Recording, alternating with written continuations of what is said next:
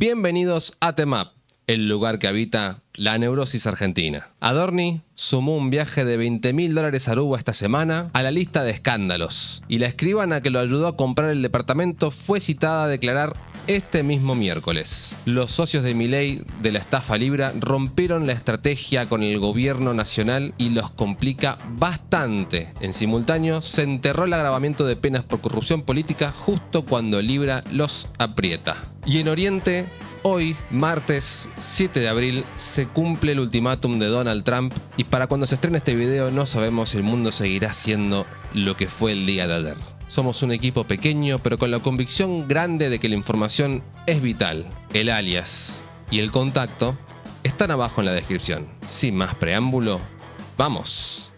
Política nacional. Si la semana pasada eran 3 causas judiciales, esta semana se suma un nuevo capítulo. Fuentes con acceso a información de migraciones revelaron que Adorni viajó con su familia a Aruba en diciembre de 2024, donde pasó 17 días en un hotel all inclusive de lujo, gastando cerca de $20.000 entre pasajes y hospedaje. El viaje ocurrió apenas semanas después de asumir como jefe de gabinete, y como si fuera poco, la escribana que instrumentó la compra del departamento en Caballito fue citada a declarar ante el fiscal federal Gerardo Pollicita, que busca esclarecer el origen de los fondos y la historia de las 2 jubiladas que les prestaron $200.000 a Adorni y dicen no conocerlo. El cuadro completo del patrimonio de Adorni a esta altura es el siguiente: un departamento en Caballito comprado con un crédito de 2 jubiladas que dicen no conocerlo, con 76 metros cuadrados sin explicar entre la publicación de venta y la declaración jurada, una casa en un country de Exaltación de la Cruz sin declarar, un vuelo privado a Punta del Este pagado por una productora amiga con contratos estatales, el viaje oficial a Nueva York con su esposa, 17 días en Aruba a casi $20.000, el auto oficial para las compras del supermercado de su personal doméstico y cobrar 7 millones de pesos por mes.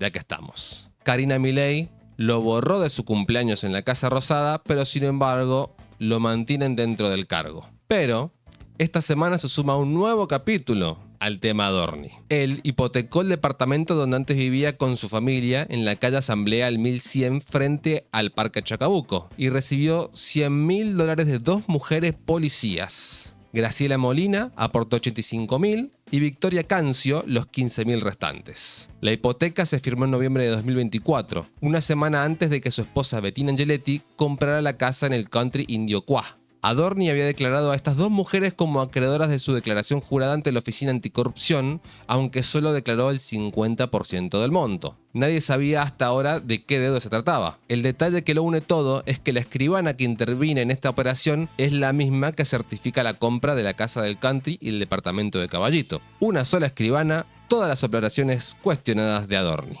Y cuando los docentes de la UBA organizaron una clase pública frente a su departamento, el gobierno mandó 50 policías a acordonar la zona. La misma administración que recortó el financiamiento universitario manda medio batallón a custodiarle el edificio a su funcionario más cuestionado.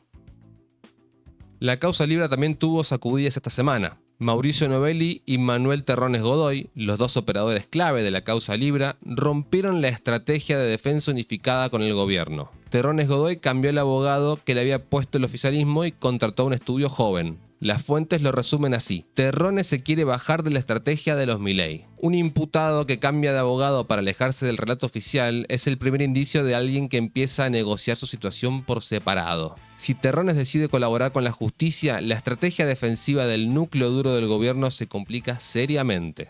La querella pidió al juez que cite indagatoria a Javier y Karina Milei como sospechosos tras las revelaciones del peritaje de celular de Novelli. Según el escrito, Milei habría participado personalmente en la negociación y recibido contraprestaciones en criptoactivos. Diputados opositores presentaron una denuncia penal contra el fiscal Tayano por presunto mal desempeño, demoras injustificadas, retención de pruebas y orientar la pesquisa hacia cuestiones secundarias en lugar de los hechos centrales. Y la respuesta del gobierno fue tan evidente que casi no necesita ningún comentario. Karina Milei y el ministro Máiquez enterraron la reforma del Código Penal que agravaba las penas por corrupción política. El proyecto original, trabajado durante 2 años, se reemplaza por retoques que suben penas para casi todos los delitos, excepto los de corrupción de funcionarios públicos. La decisión se tomó justo cuando Libra y Andis tienen a Karina como protagonista de presuntos hechos de corrupción. El gobierno anticorrupción que no agrava las penas para los corruptos. Mira vos. El Banco Nación también tiene su capítulo bastante denso esta semana. Mientras el crédito para los argentinos comunes se derrumba y la mora supera el 10%, el Banco Nación repartió préstamos millonarios entre funcionarios, legisladores y familiares del gobierno. La lista es larga. El secretario de Finanzas Federico Furiase, con un crédito hipotecario de 367 millones de pesos, Felipe Núñez, 475 millones, Federico Sharif Menem, sobrino de Martín y Lula Menem, 24 años, primer trabajo registrado en 2024, 357 millones. Virginia Gallardo, diputada proveniente del espectáculo, 200 millones con una cuota que supera sus ingresos. Ian Viñale, el número 2 de Adorni, 160 millones. Y la lista sigue. Un dirigente libertario de Córdoba recibió un préstamo que superaba 52 veces su capacidad crediticia. El jefe de gabinete del ministro de Capital Humano tuvo que renunciar cuando apareció su nombre en la lista. Petovelo lo pidió el mismo día. El gobierno que predicó el libre mercado y criticó el uso discrecional de la banca pública usa al Banco Nación para financiar a su propio círculo mientras recorta el Estado para el resto. Más allá de los escándalos, el gobierno tomó estas semanas decisiones de fondo que merecen también la atención. El gobierno activó el cronograma para votar la reforma de ley de glaciares esta semana, plenario de comisiones el martes y sesión especial el miércoles. Con el respaldo de gobernadores mineros y fracturas en la oposición, el oficialismo tiene los votos. La reforma limita la protección estricta solo a glaciares con aporte hídrico relevante, abriendo zonas periglaciares a la megaminería. Organizaciones ambientales ya preparan presentaciones judiciales. El debate que 88.000 argentinos quisieron dar con el 99,7% de la gente afuera termina en una sesión de 2 días. El gobierno también presentó reformas para eliminar los límites de compra de tierras incendiadas y flexibilizar la extranjerización de tierras rurales. El paquete incluye derogar la ley que prohibía vender tierras afectadas por incendios para emprendimientos inmobiliarios, eliminar el tope del 15% de tierras nacionales que pueden estar en manos extranjeras y levantar la prohibición sobre zonas estratégicas con recursos hídricos o fronterizos. Tierras quemadas, glaciares flexibilizados,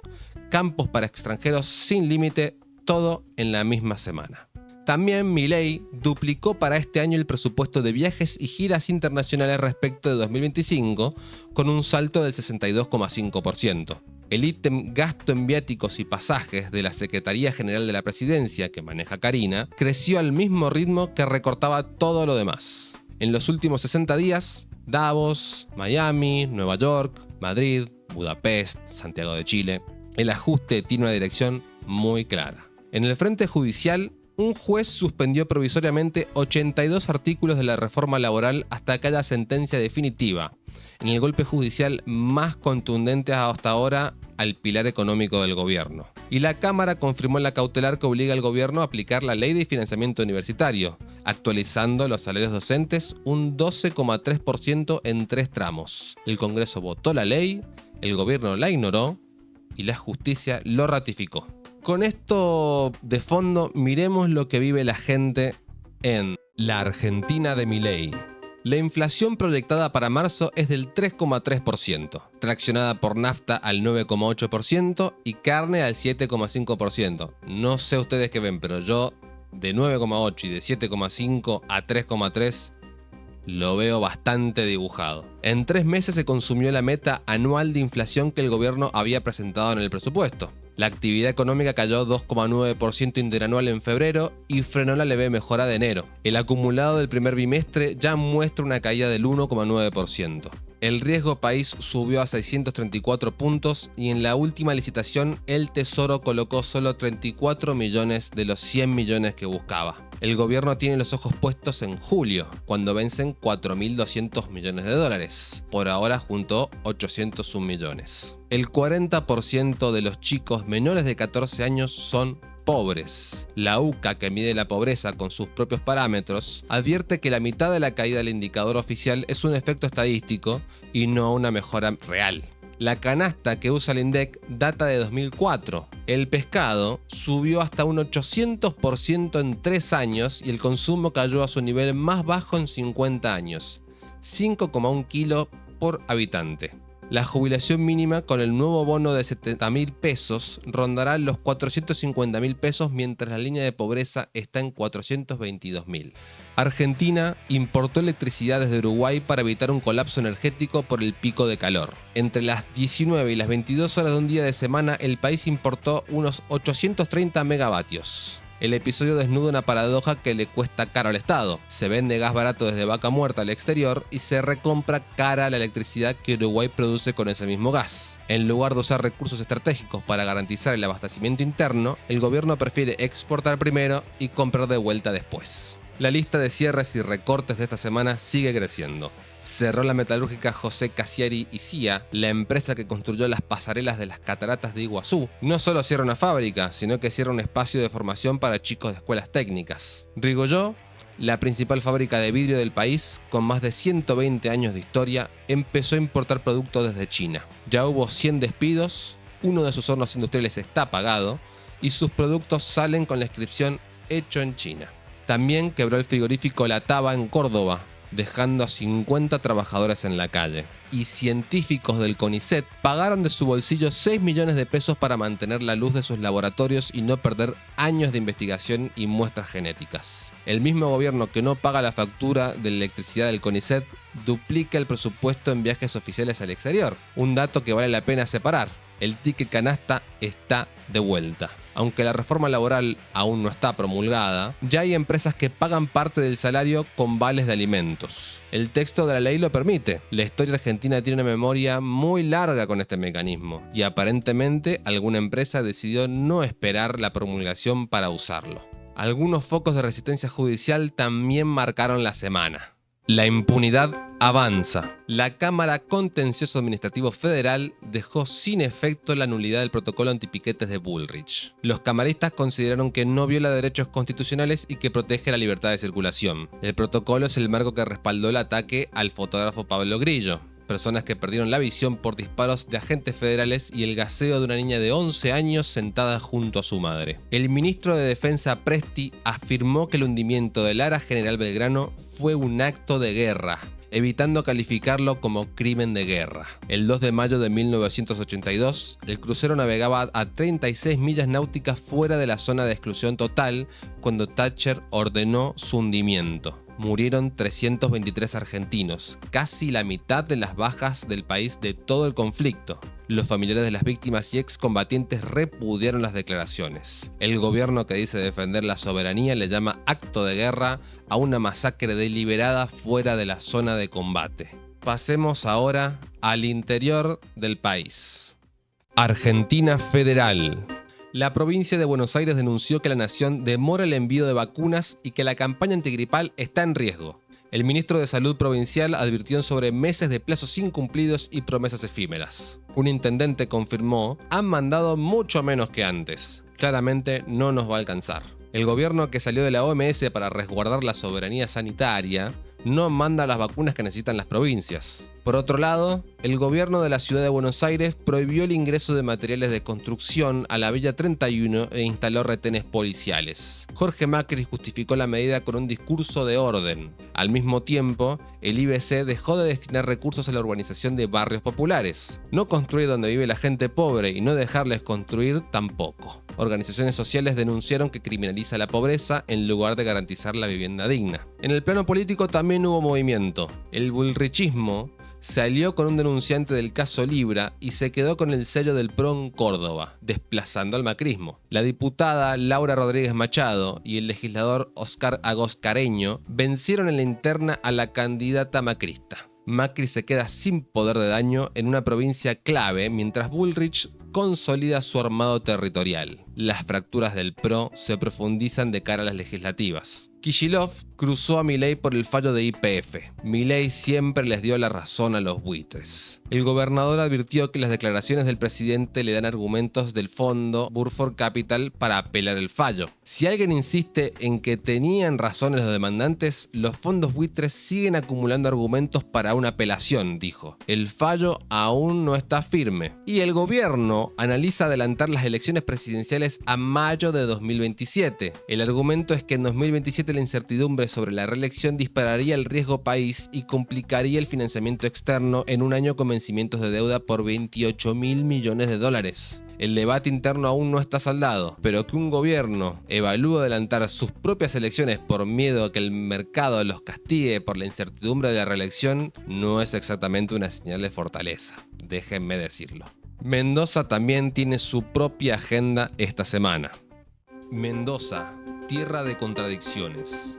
Un ciberataque de alcance nacional vulneró los sistemas informáticos de la Dirección General de Escuelas y la Obra Social OSEP de Mendoza. El grupo Cronus Team robó calificaciones de alumnos, documentación docente, credenciales bancarias y datos personales sensibles. El ataque expone las graves vulnerabilidades en la seguridad informática del Estado, en un contexto donde el Gobierno Nacional desmanteló áreas clave de ciberseguridad. Las autoridades no informaron del alcance total del robo ni las medidas para proteger a los afectados. Y a propósito de opacidad institucional mendocina, un artículo del diario Mendoza Today expone esta semana cómo el Senado Provincial contrata amigos y allegados sin publicar la información en tiempo y forma. El ejemplo más fresco es el de Joaquín Faliti, un abogado cuyo principal mérito documentado es defender públicamente a la vicegobernadora Eve Casado en redes sociales, y que cobrará 3.400.000 pesos mensuales. Cuando el medio filtró la resolución de su contratación, el alter ego de la vicegobernadora, Pablo Priore, estalló en X. Cada vez que se publica lo que debería ser público, alguien se enoja. El artículo lo dice sin rodeos. Sin transparencia no hay control. Y sin control, la discrecionalidad manda. En Mendoza, como el resto del país, el ciudadano de a pie paga la cuenta, mientras la casta gestiona sus propios privilegios. El último informe del INDEC derribó el relato de la provincia modelo. El Gran Mendoza ya está entre los 10 aglomerados más pobres del país, con el 54% de su población bajo la línea de pobreza, superando el promedio nacional. Alfredo Cornejo, que prometía prosperidad, pero muestra una realidad devastadora, la gente no llega a fin de mes y la pobreza crece sin freno. El gobierno insiste con que la minería nos transformará en Suiza, pero el ranking nacional dice otra cosa. San Juan, con minería a pleno, es la segunda provincia más pobre del país. El ejemplo desmiente el mito del derrame. La minería en manos de unos pocos genera riqueza para las empresas y quizás para las arcas del Estado, pero no mejora el poder adquisitivo de la población. San Juan es la prueba de que se puede tener montañas de oro y ciudadanos con hambre. Las declaraciones del gobernador Alfredo Cornejo en San Rafael generaron un fuerte rechazo por parte de funcionarios locales, quienes salieron a cruzar sus críticas y a marcar inconsistencias en su gestión. En relación al gasoducto, el auditor municipal y concejal electo Francisco Perdigués sostuvo que la provincia no solo no impulsó la obra, sino que la paralizó tras el cambio de gobierno nacional. Recordó que el proyecto se inició con financiamiento de nación durante la gestión de Mir Félix y que fue necesario recurrir a la justicia para destrabar los fondos y poder avanzar. En ese marco cuestionó que se haya puesto en duda la capacidad del municipio para ejecutar la obra, interpretándolo como un intento de deslegitimar una iniciativa clave para miles de sanrafaelinos. En cuanto a la autonomía municipal, el asesor letrado Alfredo Jury rechazó la injerencia del Ejecutivo Provincial y defendió el derecho de San Rafael a dictar su propia carta orgánica. Señaló como contradictoria la postura del gobernador, quien anteriormente reconocía esa autonomía y hoy impulsa acciones que la limitan, y remarcó que el proceso en marcha no implica la creación de nuevos cargos políticos. Las críticas también alcanzaron con fuerza el manejo de Portezuelo del Viento, donde el concejal Néstor Ojeda fue contundente al sostener que la obra nunca tuvo intención real de ejecutarse. Subrayó que ni siquiera se avanzó en el estudio de impacto ambiental, requisito indispensable para su inicio, y cuestionó el destino de los fondos originalmente previstos, asegurando que fueron utilizados de manera discrecional y que a San Rafael le corresponde apenas una porción mínima. Además, puso en duda la versión oficial sobre el conflicto con La Pampa como causa del freno, señalando que fue parte de una estrategia para no concretar la obra. De este modo, San Rafael plantea un fuerte contrapunto al discurso provincial, apuntando a decisiones centralizadas, falta de avances concretos y un manejo poco claro de los recursos. A estas críticas se sumó el secretario de Hacienda, Sebastián Sáenz, quien cuestionó con dureza el discurso de Cornejo al afirmar que vino a instalar cosas que no son verdad y con mala intención, además de acusarlo de insistir en mentiras y de no atender los problemas reales del departamento en un contexto económico complejo. Vamos al mundo, donde esta semana la guerra está más compleja que nunca, la verdad. Internacionales. El 3 de abril quedó marcado como el peor día para las fuerzas aéreas de Estados Unidos desde que comenzó el conflicto. En pocas horas, un F-15E derribado en el suroeste de Irán, un A-10C derribado en el Golfo Pérsico, un helicóptero de rescate forzado a aterrizar en Irak mientras intentaba recuperar la tripulación del F-15, 2 tanqueros KC-135 con señal de emergencia cerca de Tel Aviv y un F-16 desaparecido de los radares sobre Arabia Saudita. 2 aeronaves derribadas, una forzada a aterrizar en territorio extranjero, 2 en emergencia y un caza desaparecido, todo en el mismo día. El contexto naval no es mejor. El USS Gerald R. Ford sigue fuera de servicio por su incendio en la lavandería y el USS Abraham Lincoln fue atacado por drones iraníes y se retiró a más de 1000 kilómetros de la costa iraní. El USS George H.W. Bush está siendo desplegado de urgencia para cubrir los huecos. Irán destruyó también un avión espía E-3 Sentry valuado en $500 millones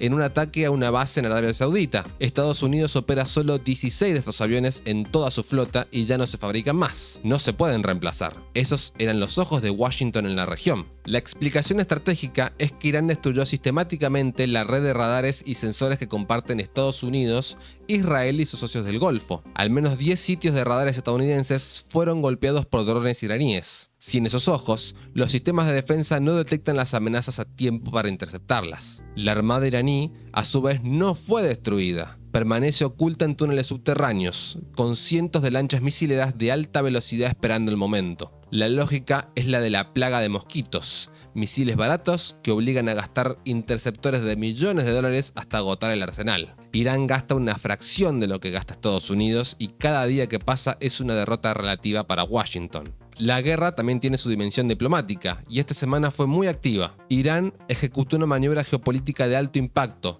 bloquear los barcos estadounidenses y dejar pasar a los europeos que se distancien de Washington. Francia cruzó el estrecho sin problemas. España bloqueó su espacio aéreo a los bombarderos de Estados Unidos y fue recompensado con pase libre. Irán autorizó un buque de la empresa francesa CMA-CGM, el primero de una potencia occidental desde el inicio de la guerra. Y Rusia, China y Francia bloquearon en el Consejo de Seguridad de la ONU una resolución que pretendía autorizar el uso de la fuerza para desbloquear Hormuz. El bloqueo diplomático funciona en paralelo al militar. La estrategia de Teherán está redefiniendo las alianzas en tiempo real. Cuanto más escala Trump, más se distancia de Europa. Cuanto más se fractura la OTAN, menos puede Estados Unidos presentar esto como una victoria. No con misiles, sino con acceso comercial. Irán impuso además 6 condiciones para cualquier negociación de paz, que lo habíamos visto en los capítulos anteriores: el cierre de todas las bases militares de Estados Unidos en Medio Oriente, indemnizaciones completas, un nuevo régimen jurídico para Hormuz,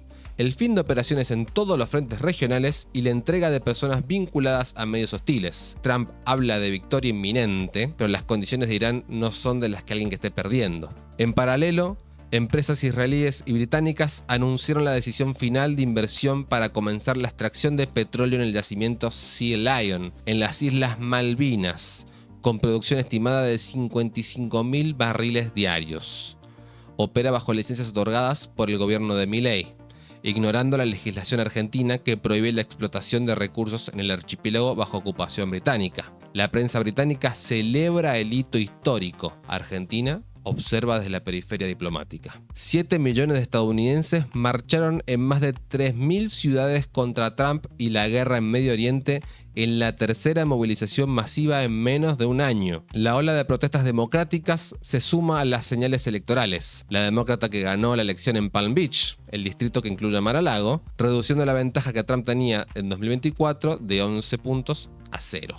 Por otro lado, Israel aprobó la pena de muerte por ahorcamiento para quienes sean condenados por asesinato terrorista, con aplicación mayoritaria a palestinos en tribunales militares en Cisjordania. Y para cerrar, completamente fuera de todo el resto del escenario, Noruega avanza con un plan piloto de semana laboral de 4 días sin reducción de salarios ni productividad, bajo el modelo 100-80-100, 100% del salario, 80% del tiempo trabajado y 100% de productividad. Mientras Noruega reduce la jornada para mejorar la calidad de vida, Argentina debate si los trabajadores merecen cobrar la indemnización en 1 o en 12 cuotas. Y Lula defendió el sistema de pagos PIX frente a las presiones de Estados Unidos, que lo acusó de distorsionar el comercio internacional. El PIX es de Brasil y nadie nos obligará a cambiarlo. El sistema tiene 170 millones de usuarios y Brasil lo expande para hacerlo funcionar sin internet y a nivel global. Washington defiende a Visa y a Mastercard. Brasil defiende a sus 170 millones de usuarios. Y así terminamos con las noticias de la semana. Una semana muy intensa. Que la verdad podríamos terminarla con unos memes, ¿no? Estaría. ¿Qué tenemos esta semana? Memes. Bueno, esta semana tenemos muchos memes. Tengamos en cuenta que tuvimos un fin de extra largo Vamos. en la que se llenó de material en las redes sociales. Mira, Sí, estuvo al palo, ¿eh? sí, Realmente al palo esta semana. acá tenés una primera imagen.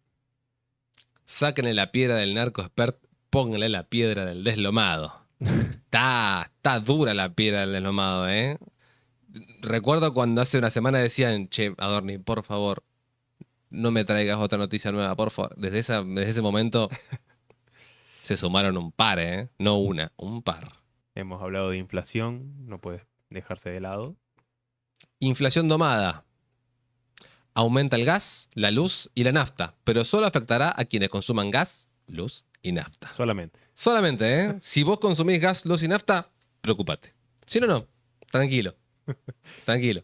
¿Usted es el que expropió YPF? No, fue ese enano comunista soviético. Yo mismo lo delaté. Queremos pedirle disculpas en nombre de los Estados Unidos si el presidente Trump quiere comunicarle su admiración por su acto tan patriota. No, fui yo, por favor, díganle a Donald que me llame. Memes de los Simpsons para Milei, hay de sobra. La verdad que hay bastantes. Mira, acá va otro más. Este en contexto de mundial es muy bueno. El único italiano presente en los últimos 3 mundiales es Panini. Pobre Italia, ¿eh? La verdad que otro mundial sin Italia es, sobre todo para los italianos, ¿no? Momo, lo siento mucho. Es bastante duro. Muy, muy duro. Pero Los- bueno, hay que reírse un poco. Grande Panini, Lo, la verdad. lo sentimos por Retegui, más que nada, Sí, que sí, sí. decidió nacionalizarse italiano para jugar en la selección italiana y no puede ir a ningún mundial. ¿Cómo la pifiaste, papito, eh? Bastante. Putin gestionando los viajes a Aruba y Punta del Este de Adorni para desprestigiar al gobierno. Lo tiene que haber planificado desde 2024, porque datan de ese momento que ahora vamos a ahondar un poquito más en ese tema, que no entró en el resumen de noticias solamente porque es una pelotudez más grande que una casa. Hay que ser honestos. En relación a internacionales, El martes será el día de las centrales eléctricas y el día de los puentes. Todo en uno. En Irán no habrá nada igual. Abran el maldito estrecho, malditos locos, o vivirán en el infierno. Ya lo verán. Alabado sea Alá. Presidente Donald J. Trump. Embajada de Irán en Zimbabue. Hemos perdido las llaves. ¿por qué son tan épicos para responder? Es Twitter. O son 6.000 años de historia. Sí, también. Hay 6.000 años de historia y hay 6.000 años de respuestas inteligentes, que solamente se mudan a Twitter, porque después toda esa discusión se muda a un mundo que poco tiene de códigos, ¿no?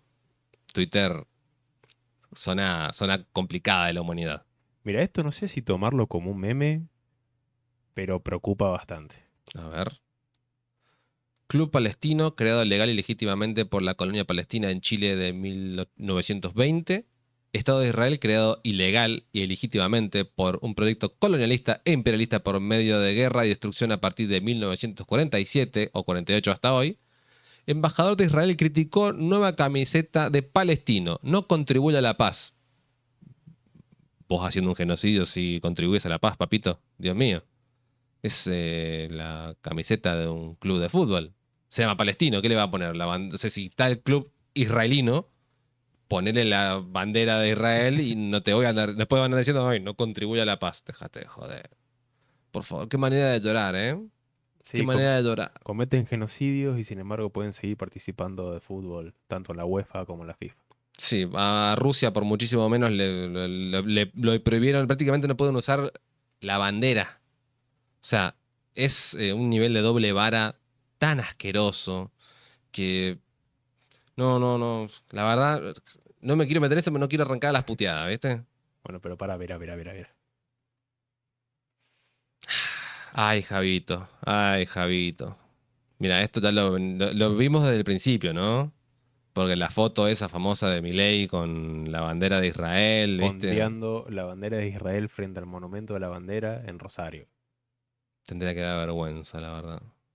Decir que Rusia quiere interferir en la política argentina, hablando de eso, cuando recibiste 20.000 millones de dólares de Trump para ganar las legislativas, es poco serio. Más que un meme, es una tiraposta, la verdad, porque es muy poco serio. Es muy poco serio. Adorni no llega a comprarse una casa con todo lo que supuestamente puso Rusia en los medios. O sea, es muy poco serio. Menos serios es Feynman. Los rusos están infiltrando en los medios con la bandera de Israel. Feynman diciendo que querían denunciar a los del Destape por traición a la patria. Flaco, estás hablando con una bandera de Israel adelante tuyo. Te tendría que dar vergüenza. Y encima más levantada que la de Argentina. No entremos en este tema. Y así termina esta semana bajo la lupa de Temap. Adorni no se cansa de sumar escándalos uno atrás del otro. El Banco Nación repartiéndole créditos millonarios a quienes decían que venían a terminar con el Estado. Muchos con la motosierra. Raro, muy raro. El gobierno enterrando los agravamientos a corrupción política. El gobierno anticorrupción, hermano. ¿Qué pasó? Bueno, y Estados Unidos que en cualquier momento nos funde en un invierno nuclear. Pero bueno, yo creo que con más o menos esas cosas podemos decir que igualmente todo marcha acorde al plan. Muchas gracias y hasta la próxima.